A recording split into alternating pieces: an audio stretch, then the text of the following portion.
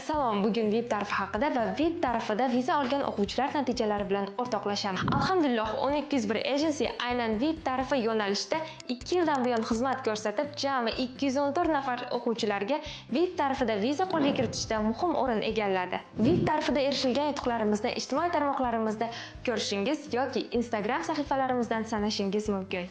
Eslatma, VIP tarifida oldindan hech qanday to'lovlarsiz viza olguningizcha barcha chiqimlarni 1201 Agency qoplab beradi. Siz bilan viza va aviabiletni qo'lga olganingizdan so'ng finishda hisoblashamiz.